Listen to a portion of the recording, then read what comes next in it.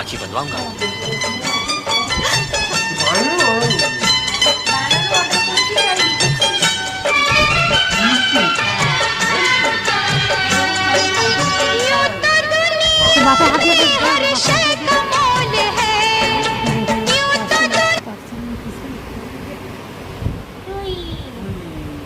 tight করে বান এটা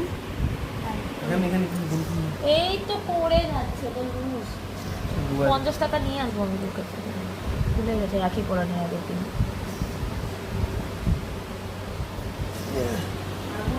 cash दो चलो